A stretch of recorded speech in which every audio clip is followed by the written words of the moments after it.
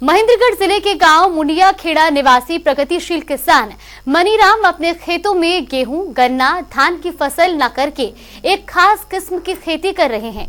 ये खास किस्म की खेती ड्रैगन फ्रूट की है, जिसे किसान ने अपने 1 एकड़ के खेत में लगाया हुआ है। उनका कहना है कि इस खेती में काफी फायदा होता है। ये रिपोर्ट देखिए।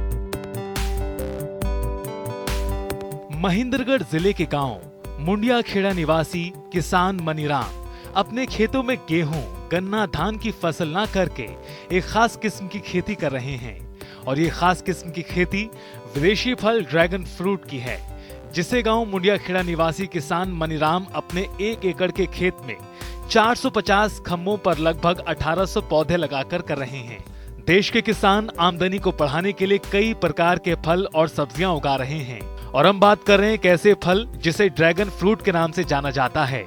महेंद्रगढ़ जिले के किसान ने इस विदेशी फल को भारत की मिट्टी में उगाया है और इससे वो काफी मुनाफा भी कमा रहे हैं। उनका कहना है कि आने वाले सीजन में ज्यादा उत्पादन होगा।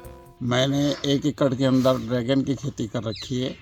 इस खेती को अब मेरे को ये दूसरा साल चला हुआ है। ये ड्रैगन एक प्रकार से कैक्टस प्रजाति का है।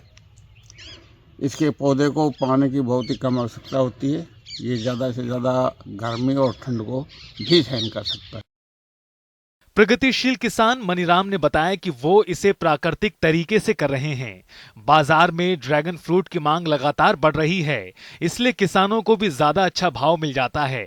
उनका मानना है कि जितना वो गेहूं, धान या फिर अन्य फसलों में नहीं कमा पाते, उससे ज्यादा इस खास तरह की खेती में कमा सकते हैं।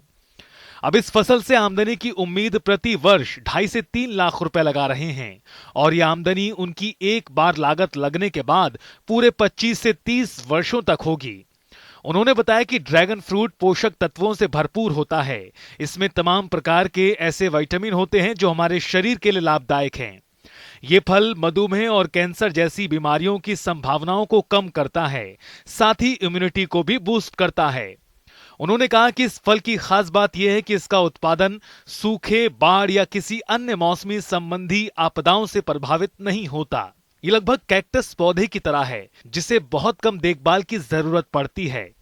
अब किसानों की सोच जो है वो थोड़ी बागवानी की तरफ बढ़ने लग गई है और ये किसानों को अपनी सोच बढ़ानी भी चाहिए, क्योंकि जो हम पहले परंपरागत खेती करते आ रहे हैं उससे थोड़ा सा हमें हटना चाहिए, क्योंकि अब उन फसलों में मुनाफा जो है वो बहुत कम मिल पा रहा है। किसान को खर्चा भी काफ़ी हो जाता है उन फसलों में, उसके विपरीत उतना लाभ उसको नहीं मिल पाता जितना वो खर्चा कर रहा है। इसलिए बागवानी को अधिक से अधिक किसानों को अपनाना। जिस प्रकार से आप ड्रैगन फ्रूट की कर रहे हैं फसल को, और भी क्या क्या कर रहे हैं आप लोग? इसके ड्रैगन के अलावा मैं खजूर कर रहा हूँ, इंटरक्रॉपिंग ले रहा हूँ, बेरे के भी कुछ पौधे हैं और विभिन्न प्रकार के फ्रूटों के भी 10-11 फ्रूटों के पौधे भी एज ए ट्रायल चले हुए। तो बाबू जी, इस साल आपने कितना मुनाफा लिया है ड्रैगन फ्रूट की खेती करके? ये मेरी पहली साल थी।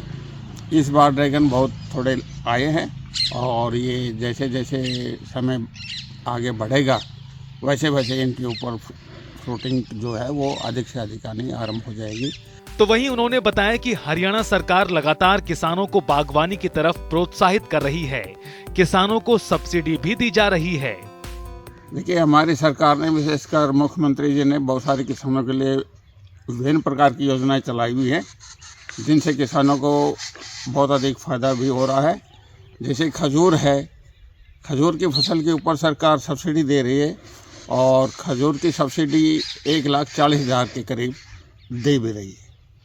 तो इससे किसान जो है लाभ उठा सकते हैं। इसी प्रकार से अन्य फसलों पर भी, जैसे एक छोटी फसल लेते हैं मूली के ऊपर भी सरकार जो है वो सब्सिडी दे रही है। इससे किसानों को काफ़ी फायदा मिल रहा है और किसानों को इससे अधिक फायदा उठाना चाहिए। हरियाणा के किसान तेजी से बागवानी की ओर रुख कर रहे हैं। किसान पारंपरिक खेती छोड़कर फसल विविधीकरण को अपना रहे हैं और हरियाणा सरकार इस दिशा में अनेकों योजनाओं के जरिए किसानों की मदद कर रही है, जिससे किसानों की आय बढ़ रही है और किसान सशक्त हो रहे हैं। जनता टीवी के लिए महेंद्रगढ़ से सुशील शर्मा की रिपोर्ट।